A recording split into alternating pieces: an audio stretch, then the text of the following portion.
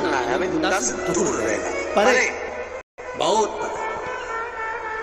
कह दिया, शिव जी को रोक दिया।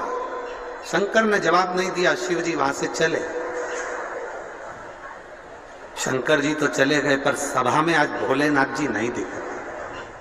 सभा में आज भोलेनाथ जी नहीं दिख रहे। ब्रह्मा जी ने तुरंत गरुण देव को बुलाकर कहा, गरुण जरा जाकर पता करो कि भगवान शिव इस सभा में क्यों नहीं है। बाबा देवादिदेव महादेव सभा में क्यों ना पहुंचे, जाओ जरा पता करो। कोई अपशब्द कहे ना पलट कर जवाब दो, कोई गाली दे ना पलट कर जवाब दो, कोई आड़ा टेढ़ा बोल दे नहीं पलट कर जवाब दो। बदला नहीं लेना अपनों को। बदला लेने में कई लोगों के तो कुल डूब गए, बदला लेने में कुल डूब गए, बदला लेने में पूरा वंश डूब गया, बदला लेने में पूरी जिंदगी खराब हो गई। महाभारत का चरित्र उठा लो, माता द्रौपदी जरा सी हंसी थी, उसका बदला लेने के लिए पूरा वंश मिटा बैठे। शूर्पणखा का बदला लेने के लिए रावण ने अपना पूरा कुल डुबो दिया, केवल बदला लेने के लिए। कई हमारे क्षेत्र में लोग ऐसे रहते हैं, मैं उससे बदला लेकर मानूंगा, और बंदूक उठाई ठोक दिया। तूने तो 5 मिनट में उसको मार दिया, पर तेरा परिवार आज तक रो रहा है। आधे जेल में पड़े हैं, आधे बाहर रो रहे हैं। ऐसा बदला लेना किस काम का? तूने तो उठाई ठोक दिया, उठाकर ठोका। बदला लेकर मानूंगा, तू तो बदला ले लेगा, तेरा परिवार जिंदगी भर रोएगा, तू जेल सड़ेगा, थाने में पड़ा रहेगा, कोर्ट के चक्कर काटता रहेगा, जिंदगी पूरी रोने में निकल जाएगी, बच्चे बड़े हो जाएंगे तो जिंदगी भर बाहर नहीं निकल पाएगा। तो ऐसा बदला लेना किस काम का? शिव महापुराण की कथा को सुनने वाले एक बात अपने अंदर उतार लेना, रावण ने अपनी बहन का बदला लिया था, पूरा वंश मिट गया। दुर्योधन ने अपनी हंसी का बदला द्रौपदी से लिया, पूरा वंश मिट गया। जो जो बदला लेने की ठानता है, उसके परिवार में रोना ही रोना लिखा होता है, कभी सफलता नहीं होती। जो बदला लेने की ठानता है, कई लोग अकड़ में आकर कह देते हैं, कई लोग अभी तुम यहाँ से इधर पीछे के रास्ते से अंदर मत आन दो किसी को, फिर देखना वो बोलेगा देख लूंगा तेरे को बाद में, मिल तू बाद में, तेरे को बाद में निपटूंगा, अभी ज्यादा इतरारिया है ना, तूने मेरे को चढ़ने नहीं दिया मंच पे, तू आ तू मेरे पास। तूने अभी मेरे को देखा नहीं है, अभी तूने मेरे को देखा नहीं।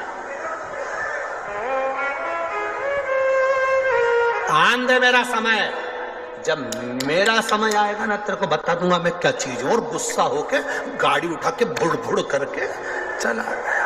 आगे गया तो एक्सीडेंट हो गया, हॉस्पिटल में भर्ती हो गया, डॉक्टरों ने कह दिया समय आ गया। अभी कहकर गया था मेरा समय आने में बता दूंगा, समय कब किसका कैसा आ जाए किसको भरोसा है, किसको भरोसा। इसलिए मेरा निवेदन है, कभी ऊंचे बोल नहीं बोलो।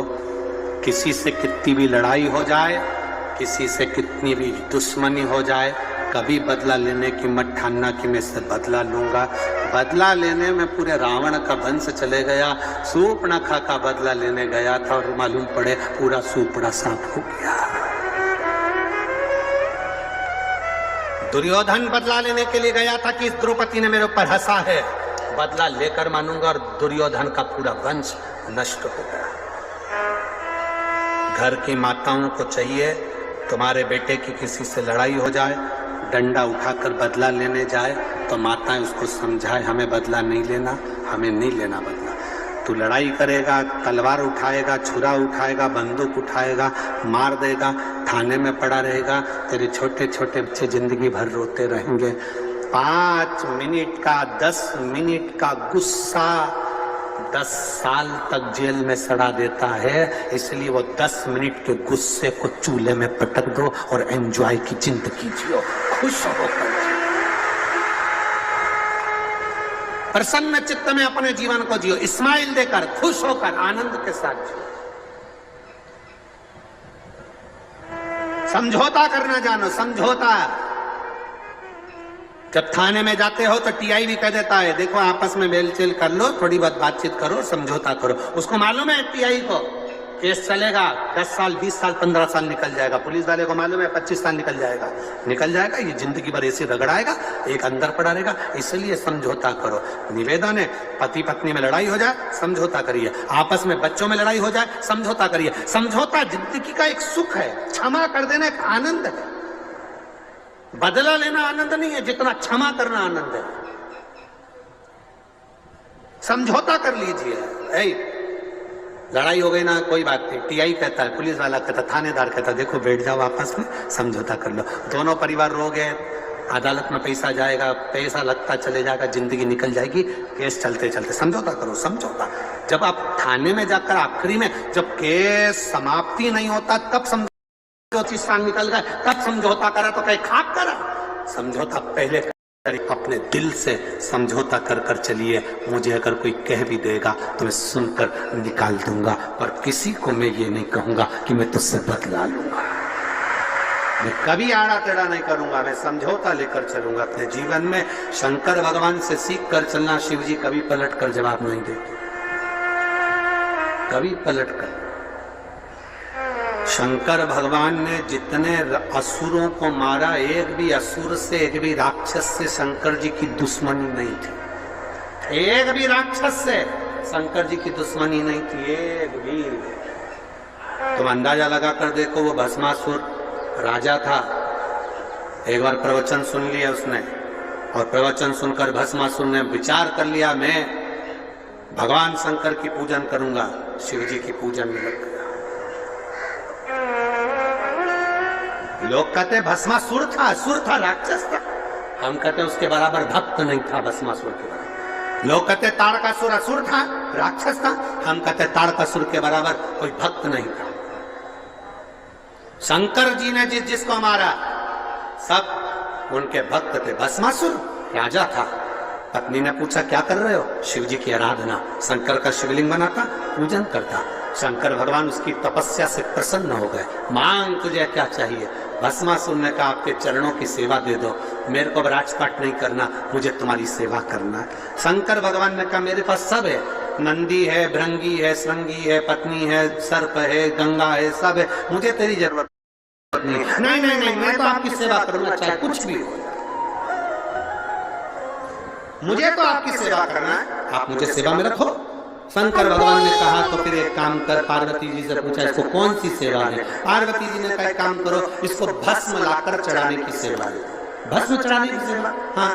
पार्वती जी के कहने पर शंकर भगवान ने भस्मासुर से कहा तू जा भस्म लाना, मेरे पर चढ़ाना। शमशान की भस्म मुझ पर चढ़ना चाहिए, इसके सिवाय कुछ नहीं है। मुर्दे की भस्म मुझे चढ़े, उसके सिवाय कुछ नहीं। अब भस्मासुर शमशान जाता, वहां से भस्म लाता, शिव जी को चढ़ा देता। शंकर बड़े खुश रहते। रोज ये करता, प्रतिदिन सुबह जाना, भस्म लाना, चढ़ाना।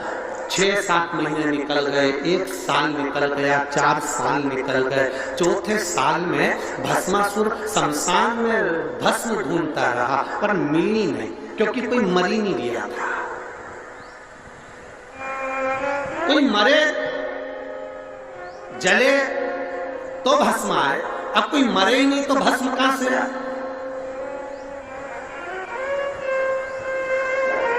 भस्मासुर को बड़ा गुस्सा आया, भोलेनाथ जी ने मुझे सेवा दी और मुझे भस्म नहीं मिल रही है, मैं करूं क्या? भस्मासुर की जो पत्नी थी बड़ी चतुर थी, उसने कहा देखो कब तक दूसरे की फैक्ट्री का माल लाओगे, अपनी खुद की फैक्ट्री चालू करो। भस्मासुर ने पूछा अपनी फैक्ट्री कैसे? पत्नी ने कहा शंकर जी की तपस्या करो, वर मांगो, जिस पर तुम हाथ रखो वो भस्म हो जाए, उसी की भस्म शंकर जी करा देना, अपनी कंपनी का माल चलता रहे। रोज कहीं ढूंढने जाना नहीं पड़ेगा, किसी के ऊपर हाथ रख देना, भस्म हुआ, उठाया और चढ़ा दिया। कहां तक दूसरे की फैक्ट्री का माल लाओगे? अपनी खुद की फैक्ट्री चालू करो। सुन लिया भस्मासुर ने, लग गया तपस्या में। भस्मासुर ने तपस्या करी, शिव जी सामने आ गए, मांग तुझे क्या चाहिए? आशीर्वाद दो, जिस पे हाथ रखूं वो भस्म हो जाए। शंकर भगवान भी अड़भंगे थे, उन्होंने कह दिया तथास्तु। खुश होकर भस्मासुर घर गया। खुश होकर जैसे ही भस्मासुर घर गया, पत्नी को देखकर आनंदित हो गया। मैं तुझे गले लगाना चाहता हूँ। क्यों? तेरे कहने पर मैंने शंकर जी से वर मांग लिया, आज अपनी फैक्ट्री चालू हो गई, मैं तुझे गले लगाना चाहता हूँ। पत्नी भाग गई पीछे। पत्नी को लगा फैक्ट्री की कंपनी का माल सबसे पहले मेरे ऊपर यूज कर रहे हो। पत्नी भागी। पति ने कहा कहां जा रही है? पत्नी के मैं अभी आ रही हूँ। पति पत्नी भागती गई, भागती गई, भागती गई। पत्नी ने सोचा कब तक भागूंगी, कुछ अच्छा कर देती। इतने में पत्नी ने अपने पति से कहा, सुनो जी, वो भोलेनाथ है, शंकर जी है, अड़भंगे हैं, शंभू हैं, इतने सीधे हैं, जो मांगता है उसको दे देते हैं।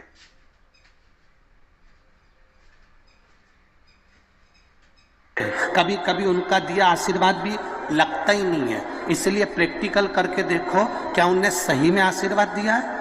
तो इतने में पति ने बोला, तू मेरे पास नहीं आ, मैं तेरे सिर पे हाथ रख के देता। पत्नी बोले, मेरे पे नहीं, जिसने दिया उससे पूछो।